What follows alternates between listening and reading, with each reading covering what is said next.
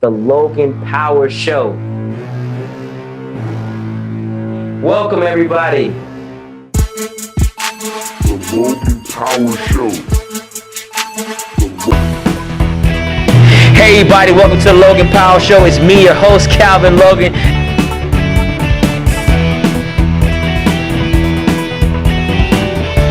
Definitely. So, hey, we're having some fun here.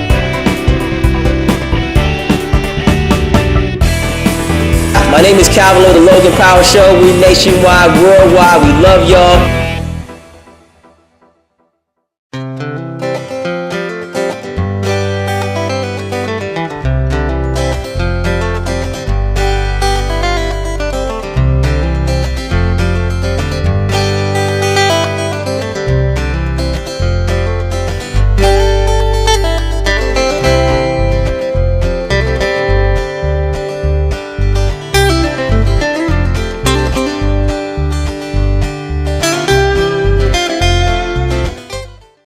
Hey everybody, welcome to the Logan Power Show. It's me, your host, Calvin Logan. Well, you know me, I'm a man with a big heart. I like to see people with strong testimonies, things that are making some things happen. I got with me the founder and CEO of the Tiny House Project of Charleston, Mr. Moses Brunson. How you doing, sir? I'm doing well, sir. How about yourself? Doing good. Glad to have you here on the show. You're looking sharp. Oh, man, I'm trying to compete with you, and thank you for having me. I appreciate it. Oh, no problem. So we want to get down to the nitty gritty, down to business. Tell us more about your project and about yourself, the Tiny House Project of Charleston, sir. The Tiny House Project of Charleston is a nonprofit organization created and designed and directed towards the homelessness in South Carolina. Nationally, it's well known that we have an epidemic here, and the numbers are growing constantly. When I got started with this project in 2012, according to the census, the numbers were 423 homeless people that they could count. And I wasn't a part of that number, and I was homeless at the time. From that point, I mean, a lot has went on since then. I'm just going to get to the crux of it. I began moving through the community, talking to people about the homeless situation and asking for support and help with our project. It's just a duplicate of what started in Portland, Oregon in the early 2000s. Since then, it has moved across the country, and it's as close as Michigan right now. They just built a state-of-the-art village, Milwaukee, I'm sorry. And everywhere the crime has went down. Public fires has gone down. Public nuisance charges has been going down. Education, employment has leveled off because people are getting back into the workforce. And one of the problems that I've had from the very beginning is people believe that the Tiny House Project is all about building a shack and putting people in it. Sure. Okay, well, today I'm going to clear that up, and I want this to be very clear that the Tiny House Project is about rebuilding people's lives. Because when I was homeless and I didn't have any hope, I didn't have any opportunities or nothing to look forward to, and I called out to God, and I got graciously, I got blessed. Well, tell us more about that story. I want to hear about the part. Now, from the word on the street is you got your degree while being homeless. When the project started, I was in school. But let me back up. Prior to that, I was living in the shelter, 180 Place. It was called Crisis Ministries there. And I was just told the night before I was supposed to leave the place that I had to leave the next morning. And so I didn't have any friends. I don't have any family here. I'm here by myself. And I didn't know what else to do, so I went to the bench. I went under the bridge first. I stepped under the bridge, and then they came under there and cleared that out. But yes, the only thing I had going on good in my life was my education. And I put everything I had into that. and in the fact of hiding it from the fellow students and everyone that didn't know that I was homeless, because, you know, that wasn't just something that I wanted to disclose. So that was a struggle in itself, you know, just to keep that thing secret.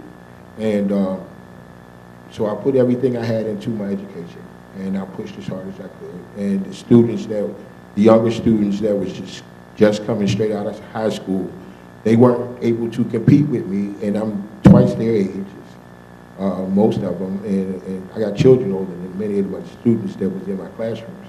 And the educational level should be higher now than it was when I was in high school. I graduated high school in '79. That was a long time ago. So I hadn't been in college before, so it was something extremely new to me. And the reason why I even went back to school is because of my background here in South Carolina. You're just not going to get a decent job that earns one life wages, So I couldn't get a decent job, man, and so I couldn't afford a place to live. And that's one of the problems with many of our homeless people. Some have jobs, some have some type of income, but it's not enough for them to support a place to live and eat and clothe themselves and transport themselves to and from work. So there has to be an alternative to our shelter system and the way that our political leaders handles or mishandles the funds that's available. Now, that homeless person does not have access to many of the resources that's currently available because they don't have an address. Many of them can't get food stamps because they don't have an address. It's a lot of things that people can't do without an address. Now, our city, our leaders aren't able to accommodate our homeless population because it's constantly growing. Because for many reasons it's growing. All this building they're doing, they're clearing out all the wooded areas where people were that you didn't know that they were there. Now they are misplaced or displaced. And so these people's coming out in record numbers, and the city can't accommodate it. They don't have the space, nor are they taking the effort or willing to make the effort to alleviate this problem as other cities are doing. So with me being homeless at the time, with no opportunities and no open doors, as God was bringing me out of that state, He also brought me out of the state of mind of living like an animal and being in survival mode all the time. I was blessed to get off the bench, and I moved into one of my, now he's a very close friend of mine, I moved into a shed in his backyard. Okay, that's a tiny house right back there. I had a microwave in there. I had access to the bathroom. I had access to running water. I had lights. I had my computer. I mean, what more could I need? So I lived in a tiny house. And it was more from that tiny, from the bench to the tiny house is how the tiny house project of Charleston came about, because when I got out of the survival mode and into the fix-it mode and the prayer mode, my life began to change. Now today, I'm a college graduate. I have two jobs now. I just got one yesterday. Congratulations. I'm another job, actually. I have a place to live. I'm in the process right now of buying a house. We're going through the formalities, and that's why I don't have any money. Well, like I said, I don't believe it's not money, but you're a walking testimony. You're prosperous more than most people think about it. Now think about it now. Let's just take it from, I like to feel it now. This man was homeless and going to college to get a degree. Now for me, from my college experience, I like always telling on myself, when I was getting my 4-year degree, I didn't have a home to live to. I had sold my house. I focused on school. So what I used to do every summer, I had to go back to my aunt and see with her temporarily. And that's why I joined the Marine Corps, because I was broke. And people don't understand, people don't understand that sometimes living outside can be a good thing. You live on a bench. So your humility is more than anybody else could say. Because remember, everybody else sleep on the bed. You sleep on the bench. So teacher is talking, you focused. You don't got time to play. So you took advantage of probably the library. I know you did that. I know your prayer life changed because you trusted God. You mentioned that I reached out to God to help me. So God really transformed your life. So in the Bible talks, he gives you a renewed mind in Romans chapter 12. And he talks about how he transformed you. He really did. Because ain't nobody in the studio audience will say this man was homeless. Because remember, you can't go by looks. Looks can deceive somebody. Looks can deceive somebody. But I truly believe that this tiny house of project is your pastoral testimony. Because I tell people all the time, I had a cousin that was homeless, and he used to tell me, say, Calvin, there was doctors that were homeless. Doctors.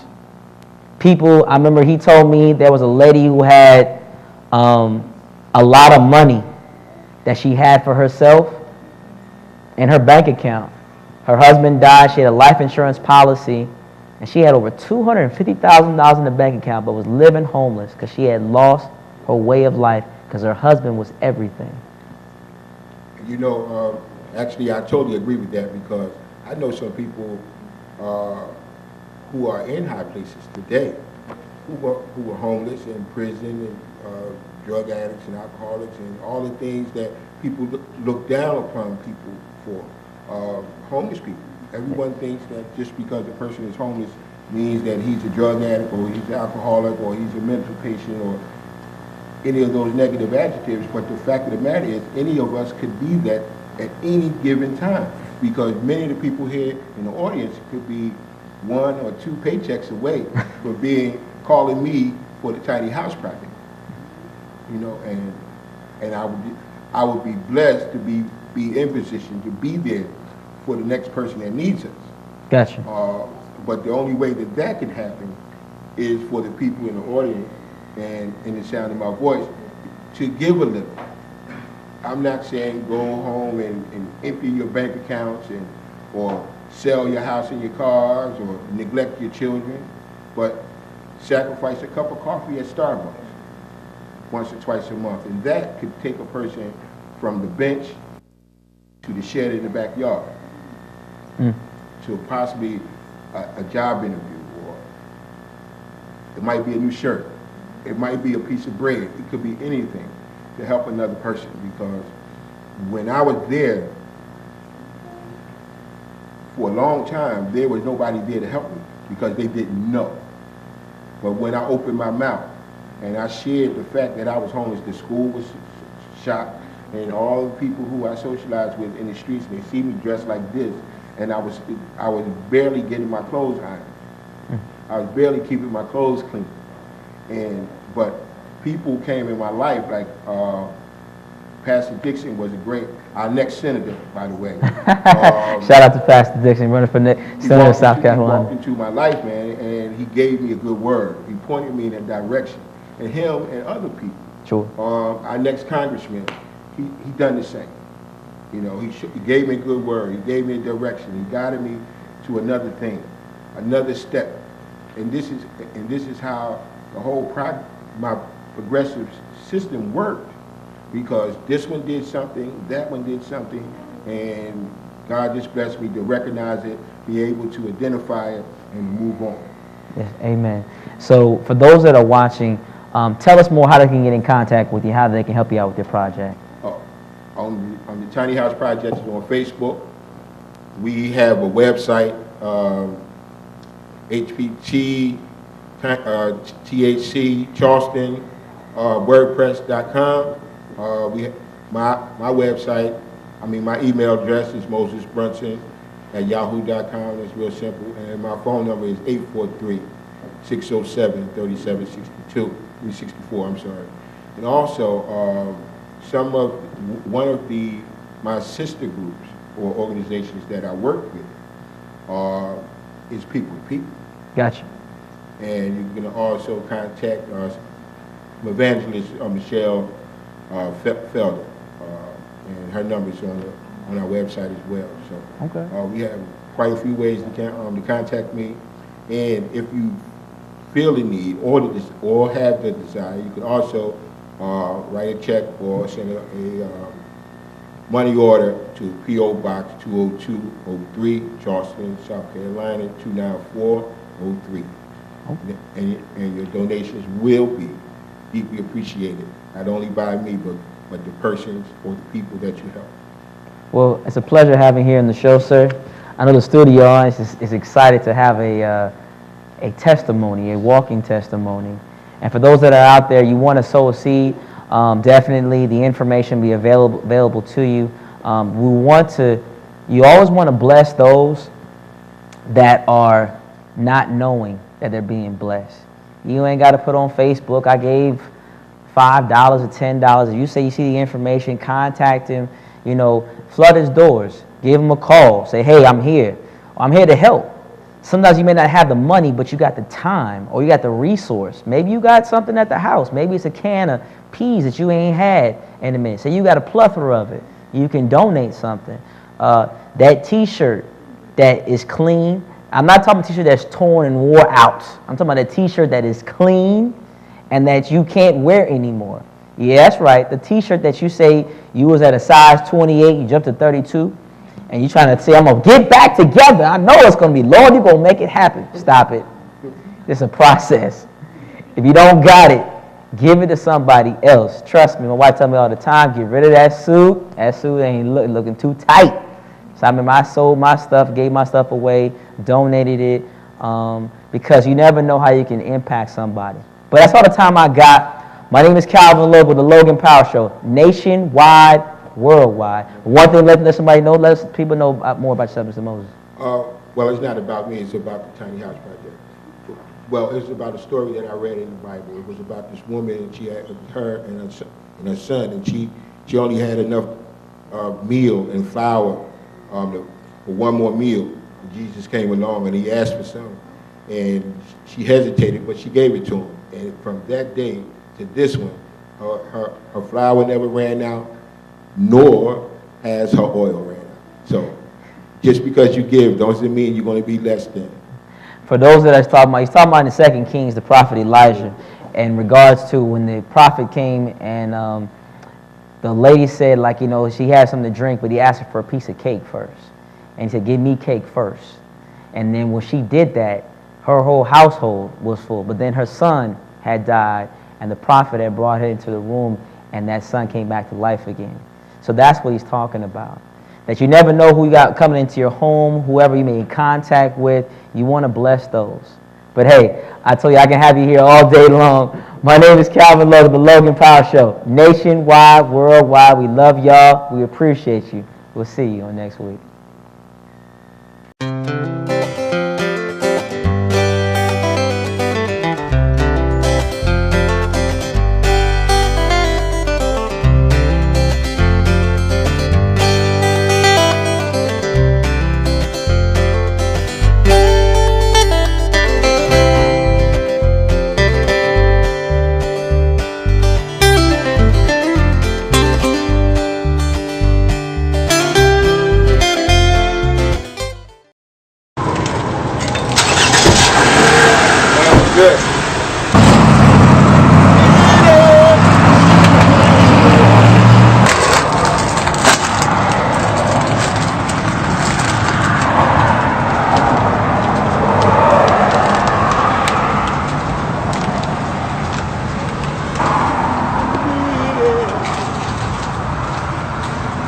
What's up, boy? Ain't nothing, man. Just working on this new track. Coming from choir rehearsal. I thought you were supposed to be coming to choir rehearsal, man. Last night was crazy, Kev. Come on, man. I apologize for that, man. How was it? Word, man. Awesome. Working on this new track, man. Fully committed, bro. It's gonna be hard, man. I need you to be in that, yo. Man, I ain't where I need to be right now, bro. Come on, man. Man, I can't do it right now, man. You ain't where you used to be, though. We can be fully committed to this thing, man. I feel you, man, but I'm out here, man. I'm out here. 'Cause I'm fully committed, I'm fully committed. 'Cause I'm fully committed, committed. You wonder why you don't see me no more, hanging out on late nights in the clubs and the liquor stores, talking to this girl, that girl, this girl, that girl, this girl, that girl, knowing that this girl, that girl, this girl, that girl is of this world. Lord, I don't wanna be a lukewarm saint. I don't wanna be something I know I ain't. Create in me a clean heart, and everything that's not like you set apart. And I'll do whatever you want me to do, 'cause I know that you're gonna see me through. And I'll be just what you want me to be. And if that's committed, then Lord, I'll be fully. You wonder why I don't ever worry about a thing. I'm fully committed, I'm fully committed. And I told the Lord, none in the world won't ever make me scream. I'm fully committed, I'm fully committed. You wonder why you don't see me out in these clubs no more. 'Cause I'm fully committed, I'm fully committed. Because the Lord changed my life and I wanna go no more. 'Cause I'm fully committed, committed. I'm feeling for Jesus so they can just say I'm an addict. Addicted to Bibles, that scripture, I just got to have it. If I don't get a taste of the word every day, then I might have a withdrawal. Then when my son is shiver and shake every time I hear your name called. And the last time I read that word, I almost had to shed a tear. And Jesus, that book should get you off the other year. I believe that, and you told me I changed and I see that. Thank you, Jesus, for the feedback. Now give me my Bible, let me kick back. 'Cause it's time for me to read scriptures. They be picking me up, they my lifters. When I'm down and broke, they my fixers. They be gearing me up, they my shifters, my misters. I'm fully committed and now I serve a life sentence. Ain't talking about prison, but I'm talking about eternal living. You wonder why I don't ever worry about a thing. I'm fully committed, I'm fully committed. And I told the Lord, none in the world won't ever make me scream. I'm fully committed, I'm fully committed. You wonder why you don't see me out in these clubs no more. 'Cause I'm fully committed, I'm fully committed. Because the Lord changed my life and I wanna go no more. 'Cause I'm fully committed, committed. I'm fully committed, committed, committed, committed, committed, committed, committed, committed, committed.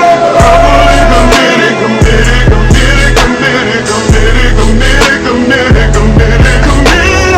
I'm fully committed, committed, committed, committed, committed, committed, committed, committed, committed. I'm fully committed, committed, committed, committed, committed, committed, committed, committed, committed.